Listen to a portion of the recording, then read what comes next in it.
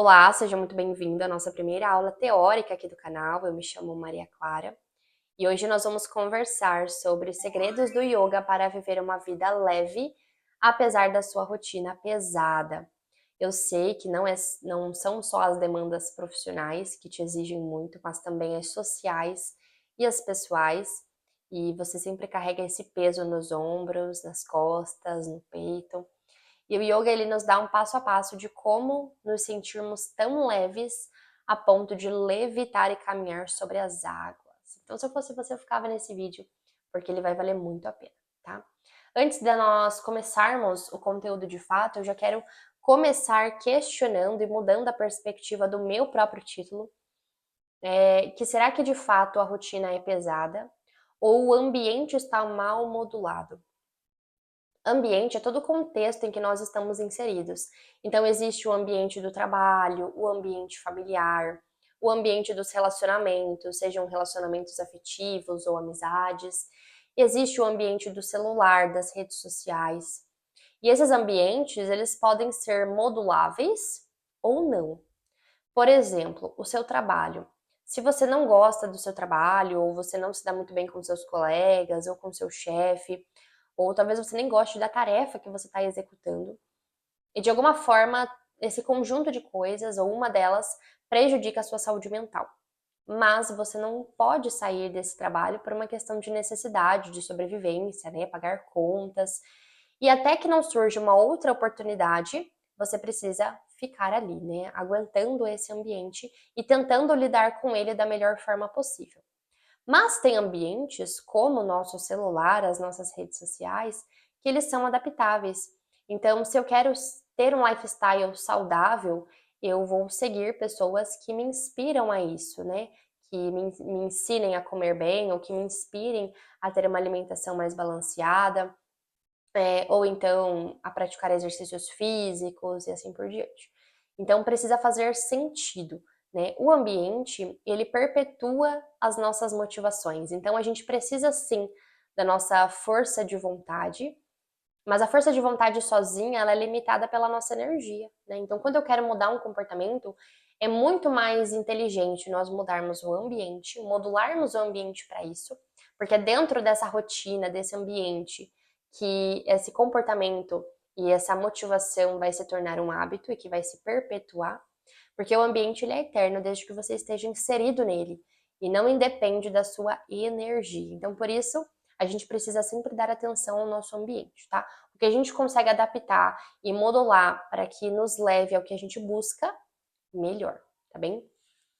Então, entrando agora no assunto específico, né, sobre o nosso passo a passo, dentro do yoga existe um documento, né, um conjunto de textos que se chama Yoga Sutras de Patanjali. Até hoje não se sabe se Patanjali foi um único homem que viveu durante muitos e muitos e muitos longos anos, ou se ele foi um compilado de pessoas, que é o que eu acredito, que foram datando e registrando conhecimentos num mesmo documento, né, ao longo de muitos anos. Os Yoga Sutras começaram a ser escritos no século II a.C. até o século II depois de Cristo, em média. Não são os textos mais antigos do Yoga, fazendo aqui uma observação, os textos mais antigos do Yoga são os Vedas, que foram encontrados há mais ou menos 2000 anos antes de Cristo, né? Mas o povo arapeano, que foi quem escreveu esses textos, eles praticavam ali há cerca de mais ou menos 10.000 anos antes de Cristo. Então, é muita coisa. Mas é os Yoga Sutras de Patanjali que fundamentam basicamente todas as modalidades do yoga, né? Não só o Hatha Yoga, que é com o qual eu trabalho, mas também Vinyasa, Ashtanga, Yin, Yang, enfim, todos eles basicamente se baseiam bastante no Yoga Sutras de Patanjali, tá?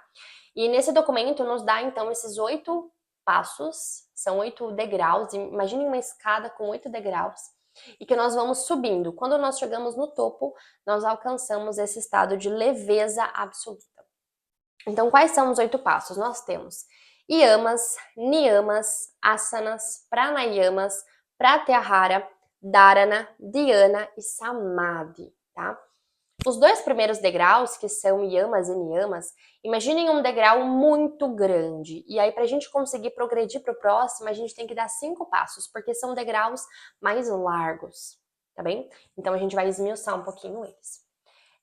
Então, os yamas, então assim, quero mudar o meu estilo de vida, quero ser uma pessoa mais leve. O que eu tenho que fazer agora? Primeiro passo, ahimsa, não violência. Dentro da teoria dos Yoga Sutras, a ahimsa é você não violar em pensamentos, em palavras, em ações a si mesmo e ao outro. Mas eu quero trazer um ponto importante, que é a alimentação. Então, o nosso corpo, ele já é a nossa camada mais densa, né? Lá nos 5 koshas, dentro do yoga, nós temos 5 corpos, e é como se eu fosse uma garrafa pequena, que é dentro de uma garrafa maior, que é dentro de uma maior, e assim sucessivamente 5 vezes.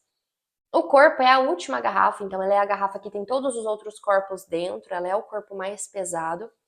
E, consequentemente, a gente já gasta mais energia para cuidar do nosso corpo. Se eu tenho uma alimentação que me inflama, que me deixa mais carregada, mais congestionada, então eu vou gastar ainda mais energia física mesmo para tentar restabelecer a saúde do meu corpo. E não tem como eu querer sutilizar a minha mente, o meu estado mental, o meu estado de espírito, se o meu corpo sempre fica puxando a minha energia.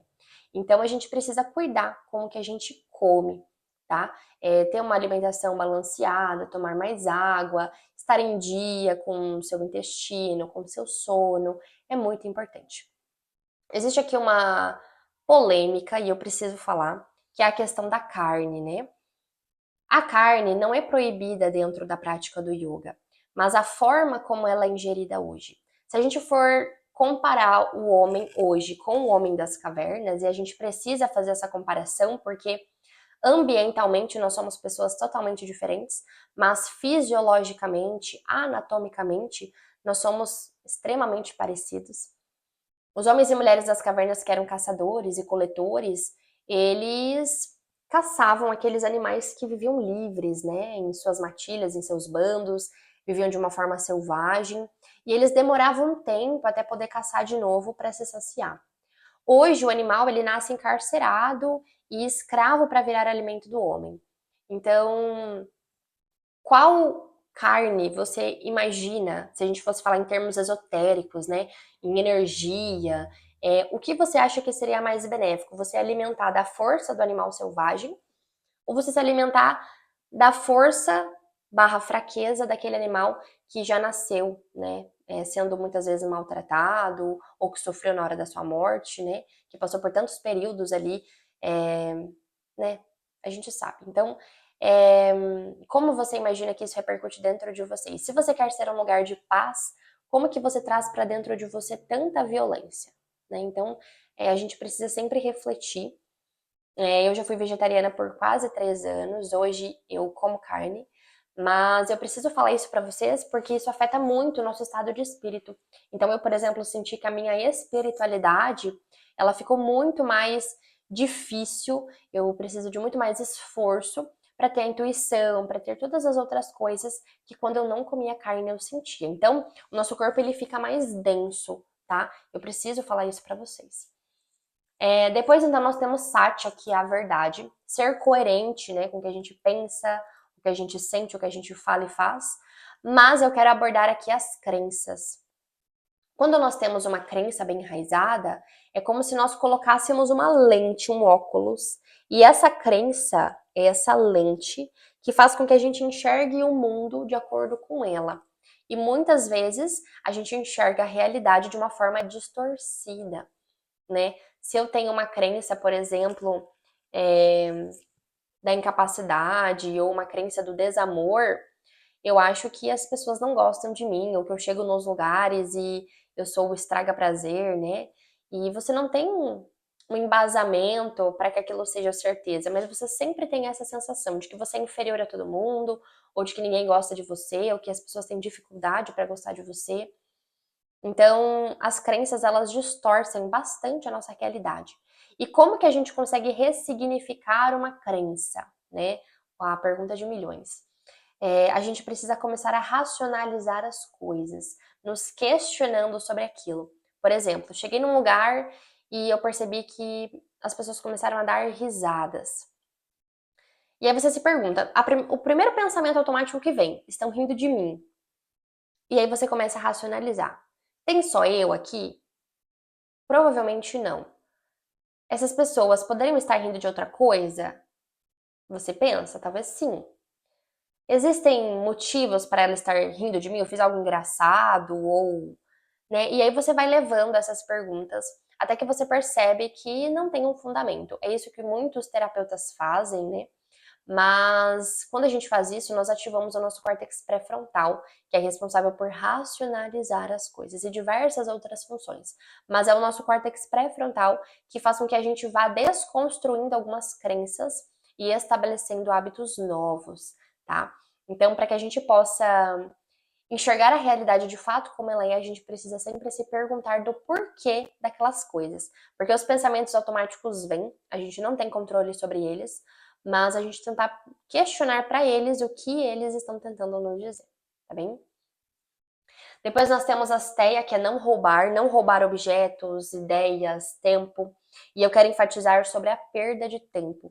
O quanto que você não perde o seu tempo em conversas, por exemplo, desnecessárias, como a fofoca. A fofoca, ela é tão séria que ela fere os outros yamas. Então, ela pode ser uma mentira, ferindo sátia, que a gente acabou de falar, e ela ainda pode ferir a integridade de quem é comentado, cometendo ali, ferindo o yama de ahimsa. Então, a gente precisa cuidar e dar valor ao nosso tempo, usar o nosso tempo para coisas produtivas ou coisas positivas que nos levam ao que a gente deseja, alcançar uma vida mais leve, tá bem? Então, valorizar o seu tempo, não deixar que as pessoas roubem o tempo de você, te chamando para essas conversas improdutivas ou para programas que não têm sentido e valorizar o seu tempo, tá? Então, se você quer ler, se você quer cultivar esse lifestyle mais saudável, para que você utilize o seu tempo para essas coisas, tá? Depois nós temos Brahmacharya, que é a moderação dos impulsos. Então, seria bacana a gente falar dos vícios aqui. Então, os nossos vícios estão relacionados a recompensas rápidas, né, que a gente busca. Tô triste, vou comer um chocolate. Existe um estudo que eu li uma vez que um ratinho ele era drogado com álcool. Então, era colocado álcool na água dele e ele começou a ficar viciado. Então, ele sempre ia no pote de água para ver se tinha mais, né, aquela água dosada com álcool. E enquanto ele estava nesse processo de vício, quando era colocada uma fêmea na gaiola, ele não se interessava pela fêmea, né, por construir uma relação ou por ter relação sexual.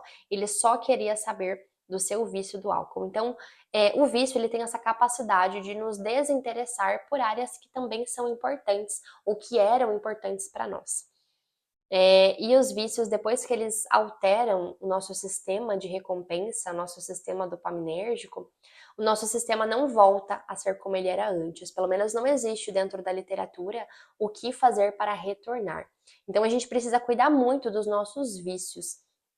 Uma das formas que eu gosto de trabalhar em mim é fazendo um jejum. Então, se eu tô tomando muito café e eu vejo que isso não tá me fazendo muito bem, porque eu já tô entrando num estado ali vicioso, não tô tomando por prazer ou por gostar, então eu faço um jejum de alguns dias sem aquela substância.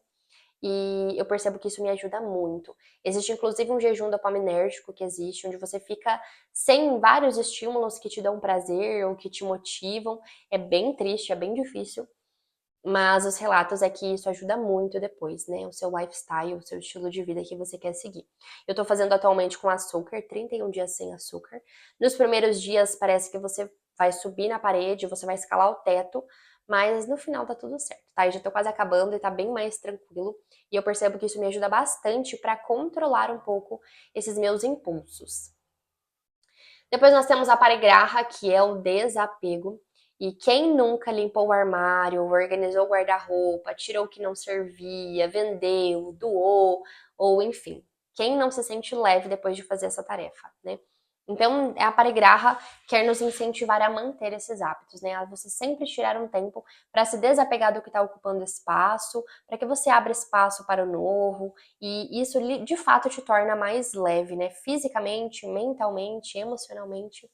Então, recapitulando, Os primeiros passos para viver essa vida leve é você cuidar da sua alimentação, buscar ter uma alimentação mais balanceada para que o seu corpo fique mais leve.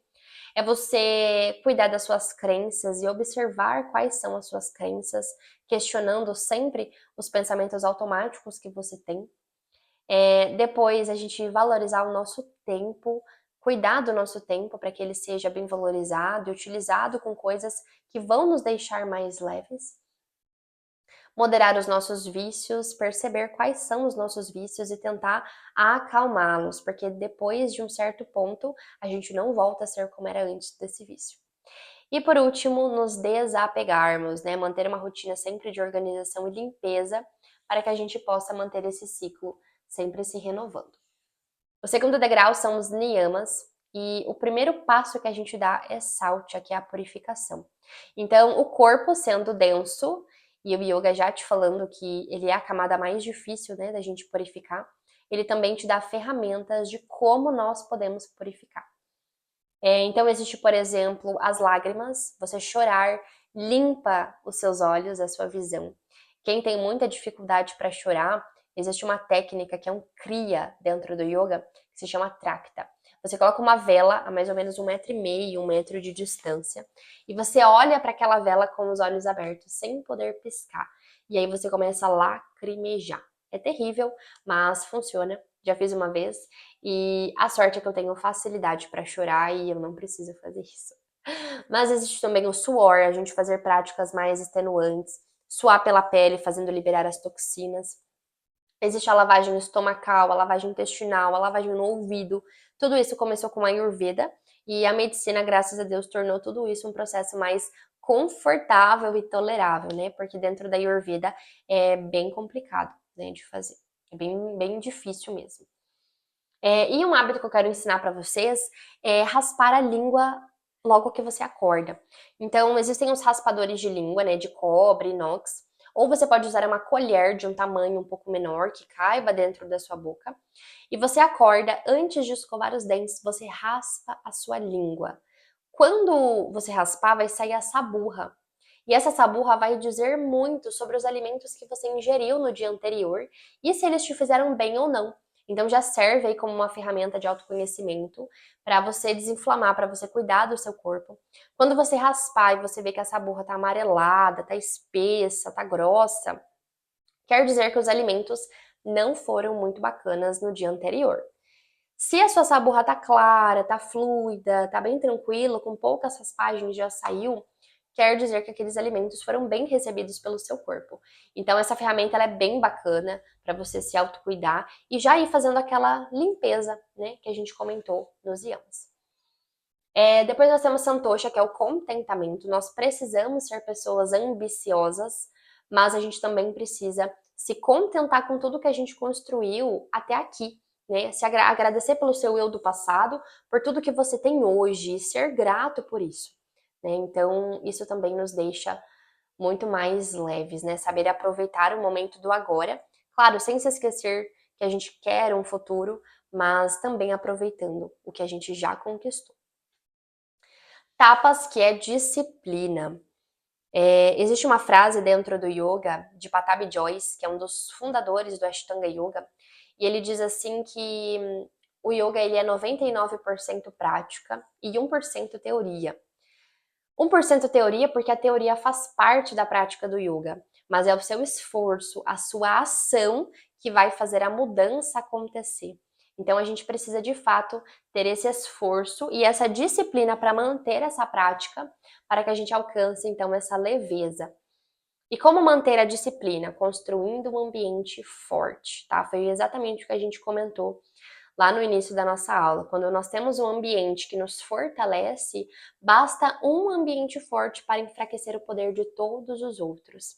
E a gente aprender a recompensar o processo, não só o objetivo final. Então, eu vou para academia, eu tô indo agora porque lá eu vou chegar lá e eu vou me sentir melhor, né? Não quero ir, mas eu vou porque eu sei que lá, naquele momento que eu estiver lá no treino, eu vou postar uma foto, eu vou me sentir bem, de missão cumprida. Então, a gente aprender a recompensar mais o processo, não só a busca do objetivo final, tá bem? Depois nós temos Svadhyaya, que é o autoconhecimento. Se autoconhecer baliza muitas das nossas emoções e das nossas decisões.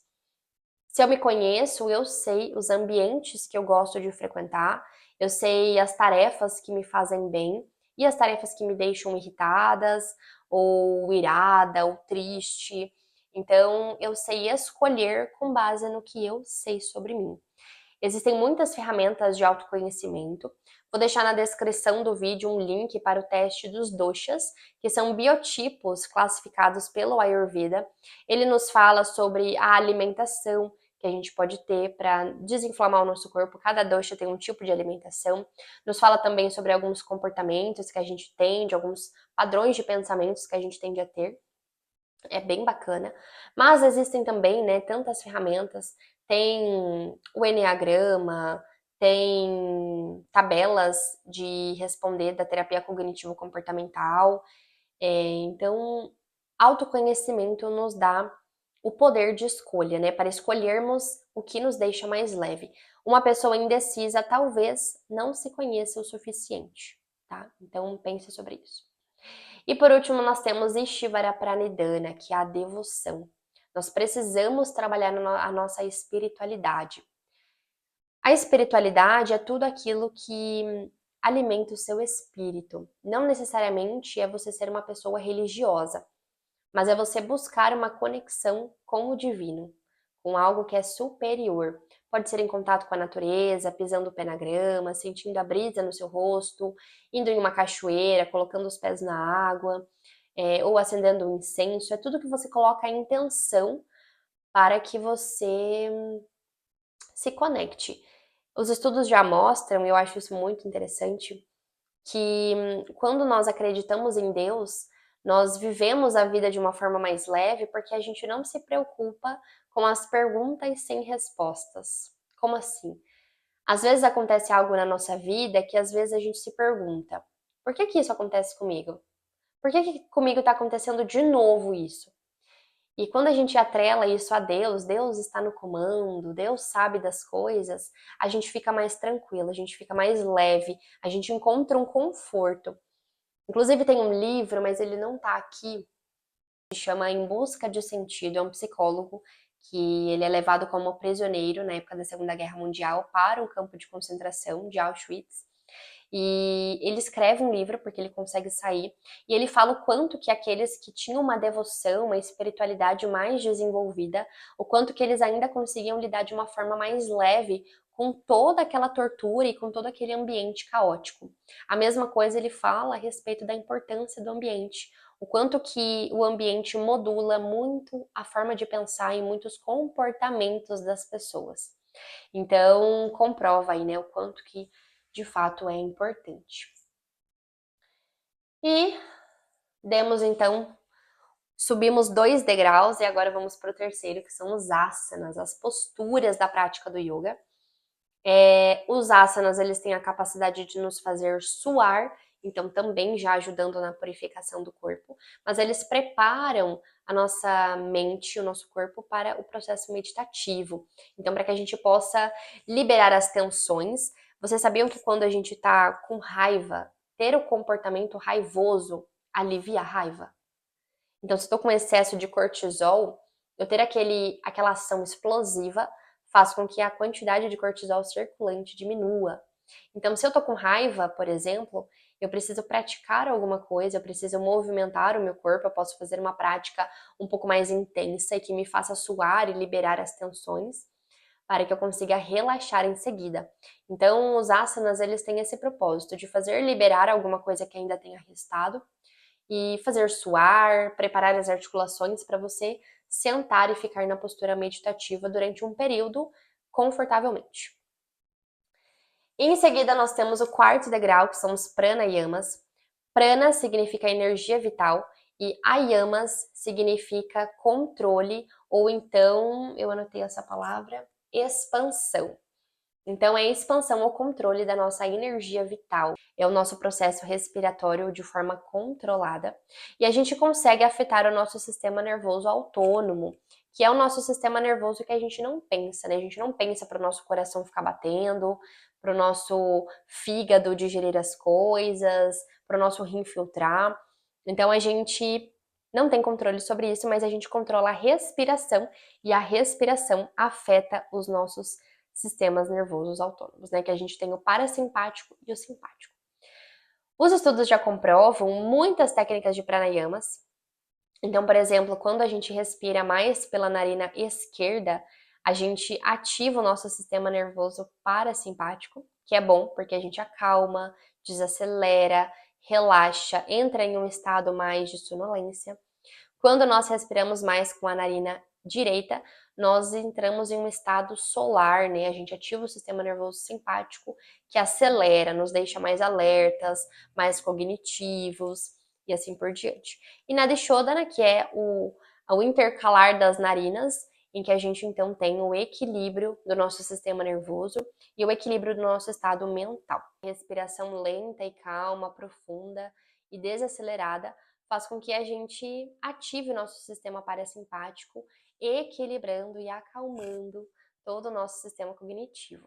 Eu até separei uma frase aqui que diz que respirar de forma plena é viver mais plenamente, porque de fato respirar afeta muitos dos nossos sistemas e pode nos ajudar a viver essa vida tão leve que a gente busca. Então, se você está estressado, onde quer que você esteja, para, fecha os olhos, respira, sente o ar entrar e sair. Se você quiser, você pode respirar só pela sua narina esquerda. E os estudos falam que é sempre a inspiração que denota o resultado. Então, não vale muito o quanto você inspira, a narina que você inspira, mas é na que você inspira que traz essas ativações parasimpática ou simpática. E aí, então, quando a gente chega na outra metade dos degraus, né, que seriam Pratyahara, Dharana, Dhyana e Samadhi, nós estamos falando do processo meditativo em si. Então, Pratyahara é nós nos desconectarmos dos estímulos externos e começarmos a levar a nossa atenção para um ponto. E aí a gente independe o que acontece ao nosso redor, porque a gente está com toda a nossa atenção em algo específico. Dharana e Dhyana é o famoso Mindfulness, né, que é a meditação favorita dos artigos científicos, porque ela vem se comprovando ser benéfica cada dia mais.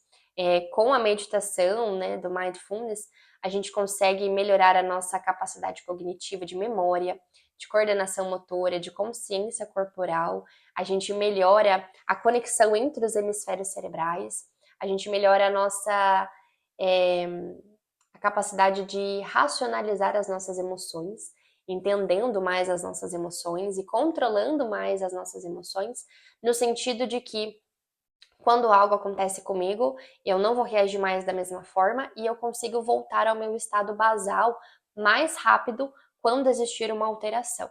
Então, por exemplo, fulano tá me ignorando, aquilo não vai me afetar mais tanto, né? Eu crio uma resistência. E se isso me alterar, eu fico de boa mais rápido. É tipo isso. Então, a meditação do Mindfulness ajuda muito nós a isso, porque desenvolve o nosso córtex pré-frontal. Fazendo uma observação, nosso córtex pré-frontal, ele é o último dobramento, né? A última parte desenvolvida do cérebro de todas as espécies, é o que nos torna mais avantajados perante todos eles. Se eu não me engano, os primatas também têm, os macacos, mas eles não têm a mesma quantidade de neurônios que nós temos, e isso também nos torna avantajados perante eles. E é o córtex pré-frontal que toma as decisões difíceis, né, e que precisam ser feitas. Então, preciso ir na academia, mas eu tô com preguiça. Vai, porque lá você vai sentir que foi pago, você vai se sentir bem depois. É o córtex pré-frontal que faz você tomar essa decisão. Eu quero comer chocolate, mas eu tô numa dieta. Então, calma, depois, outro dia você come quando você puder, agora você tá nessa meta. É o córtex pré-frontal que te fala isso. E a meditação do Mindfulness tem a capacidade de aumentar a quantidade de massa cinzenta no córtex pré-frontal, nos ajudando a tomarmos essas decisões, a racionalizarmos para mudarmos as nossas crenças. Então, meditar resolve muitos dos nossos problemas e nos ajuda com certeza a vivermos essa vida leve. Além de meditar gerar toda a ativação do sistema nervoso parasimpático, fazendo você diminuir a frequência cardíaca, a sua frequência respiratória, e assim por diante, tá? Então, meditar, gente, é muito bom. Só que também é uma questão de prática. Falando aqui, continuando fazendo uma observação, por que que hoje as pessoas têm tanta dificuldade para meditar e se concentrar? Né? Por que que as pessoas precisam começar com 2, 3 minutos e não já 30 de cara? Mais uma vez, a gente precisa se comparar com os nossos ancestrais, caçadores e coletores. Aquele povo, ele vivia em um ambiente altamente estressante, né? Da mesma forma que eles caçavam, eles também eram caçados. Então, aqueles que respondiam melhor a esse estímulo estressor, ou seja, aqueles que agiam mais rápido, que racionalizavam mais rápido a todo esse estímulo estressante, que lidavam melhor com a quantidade de cortisol no sangue, eles sobreviveram. E nós herdamos tudo isso deles. Então, quando a gente para descansar, se concentrar, fazer nada, muitas vezes surge uma vulnerabilidade. Então, é uma questão de prática, tá? Então, faz sentido nós termos dificuldade, tá bem? Então, Dharana e Dhyana é você se concentrar nesse ponto, e você se concentra tanto nesse ponto, nesse foco de meditação, que pode ser um objeto, pode ser uma pedra, pode ser o seu corpo, e esse é um dos métodos mais eficazes. É você se concentrar em um ponto do seu corpo, sentindo o peso, a textura, você sente a conexão das estruturas, você chega num estado tão profundo que você já não sabe mais se distanciar do objeto observado. Então é como se você estivesse lá dentro do seu pé. E aí você sente tudo. Não é mais você e o seu pé. Você tá no seu pé, sabe? É bem gostoso e demanda tempo. Conforme você vai praticando, cada vez é mais fácil você cultivar essa mente contemplativa em qualquer lugar que você esteja. E por último, nós temos o estado de samadhi, a leveza, a plenitude, a bem-aventurança.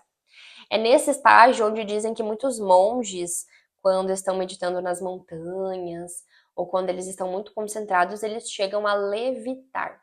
Ou então eles têm uma sensação de que estão levitando, né? Mas de fato, eles levitam. Inclusive, Jesus caminhava sobre as águas porque ele vivia em estado de samadhi, de bem-aventurança. E por que que os apóstolos não conseguiam? Porque os apóstolos ainda eram identificados com a personalidade, com o ego, e portanto, quando eles se deparavam, eles se afundavam, né? Então, Jesus, ele vivia nesse estado de samadhi e, portanto, ele de fato conseguia caminhar sobre as águas, de tão leve que ele era. E fica aqui então o nosso final de aula. Eu espero que você tenha gostado, que isso tenha te ajudado. Peço que você curta esse vídeo se você gostou, se te ajudou, e se inscreva no meu canal, se você quiser me passar um feedback do que você achou, do quanto isso vai te ajudar. Mas eu espero que nossas vidas sejam muito mais leves se a gente conseguir colocar em prática pelo menos algumas dessas coisas. Eu tenho certeza que nós vamos conseguir um dia levitar e caminhar sobre as águas. Um grande beijo!